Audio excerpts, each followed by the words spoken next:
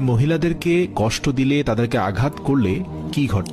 হযরত আলী রাদিয়াল্লাহু তাআলা আনহুর কাছে এক ব্যক্তি আসলেন এবং তার দুই হাত রেখে একত্রিত করে বলতে লাগলেন, ইয়া আলী, আমার বিবি আমার ঘরের ঠিকঠাক মতো দেখাশোনা করে না, সে আমার কোনো কাপড় পরিষ্কার করে দেয় না এবং সে ঘরের জিনিসপত্র ঠিকঠাক মতো গুছিয়ে রাখে না। তাহলে কি তার সাথে আমি রাগ করব না? তাকে কিছু মারপিট করা উচিত না? এতটুকু বলার সঙ্গে সঙ্গে হযরত আলী রাদিয়াল্লাহু তাআলা আনহু বললেন, কে বলেছে তোমার বিবির উপর তোমার ঘরের কাজ করা ওয়াজিব রয়েছে? মনে রাখবে, ইসলামে মহিলাদের সম্মানকে যতটা উঁচুতে রাখা হয়েছে ততটা সম্মান অন্য কোনো মাযহাব দিতে পারেনি।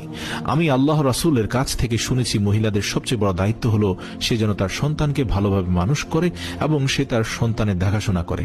কিন্তু যদি তার সন্তানের দেখাশোনা করার জন্য তার স্বামীর কাছে সাহায্য চেয়ে নেয়, তাহলে সেটিও চাইতে পারে।